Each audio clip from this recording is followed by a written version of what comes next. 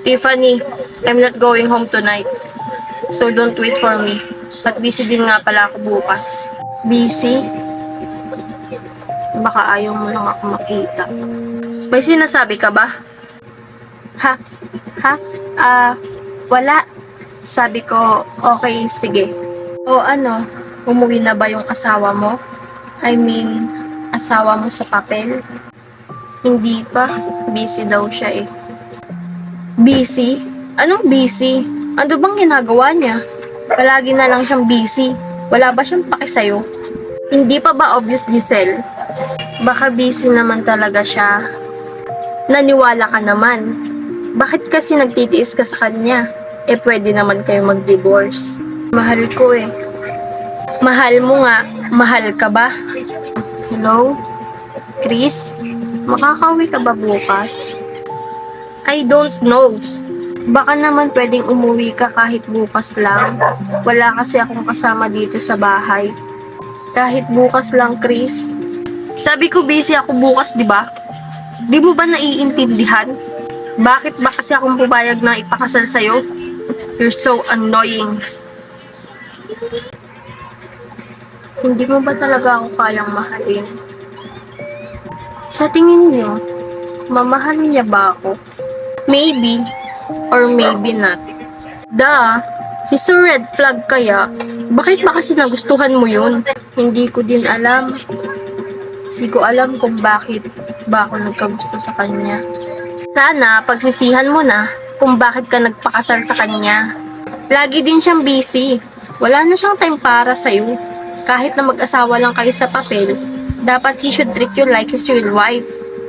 Kasi parents yun naman nagdesisyon nan. Peste kasing kumpanya yan. Di nila kayang mabuhay ng walang kumpanya. Kalmahan mo, girl. Tama kayo. Kaya ko namang mabuhay nang wala siya. Miss, may sasabihin ako sa'yo. What? Mag-divorce na tayo. Hindi mo naman ako mahal, di ba? Ano pang silbi ng pagpapakasal natin kung hindi mo naman ako mahal? Kapag naghiwalay tayo, ano sa tingin mo ang mayayari sa kumpanya ng daddy mo at daddy ko? Remember, Tiffany? Sa ating dalawa nakasalalay ang kumpanya ng pamilya natin. Isang maling desisyon mo lang, lahat ng pinaghirapan niyo, mawawala. Dad, gusto ko makipag-divorce kay Christian. What are you saying, Tiffany? Walang magdi-divorce. Hindi kayo magdi-divorce si Christian. Kapag naghiwalay kayo, mawawala sa atin ang kumpanya natin. Mas importante pa sa inyo ang kumpanya. Ilang months na ako nagtitiis sa kanya, Dad. Iniintindi ko siya lagi. Oo, Dad. Mahal ko si Christian. Pero hindi naman niya ako gusto eh. Hindi ko naman pwedeng ipagsiksikan ng sarili ko sa taong hindi kayang suklian ng pagmamahal ko. Shut up, Tiffany. Walang magdi-divorce. Nag-usap kami ng dad mo kanina. He said sorry for what you said earlier. Sabi niya, lasing ka lang daw kaya mo nasabi yun. I'm not drunk, Chris. Alam ko ang ginagawa ko. Huwag kang mag-alala. Mawawala din ako sa buhay mo. Hindi na ako aasa pang mamahalin mo ko. Ba't wala siyang chat? Buti naman. Iniiwasan niya ba ako? Never mind. Lock all the doors. I'm not going home tonight. Okay, thanks. At wag mo rin pala akong i-message. Busy ako. Hindi ko mababasa. Baka mamaya mag-message ka. Okay.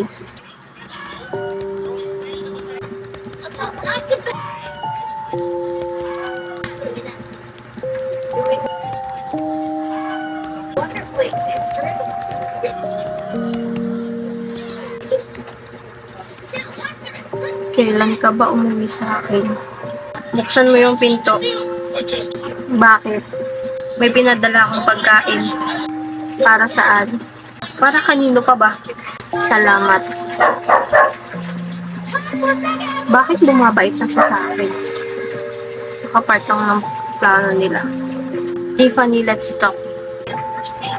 Okay. Did you really love me?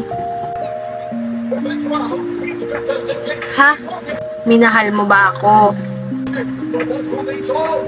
Oo, minahal kita, Chris. Sorry. Ba bakit ka nagsusorry? Sorry kung nasaktan kita, Tiffany. We deserve someone else. Hindi ako yung para sa'yo.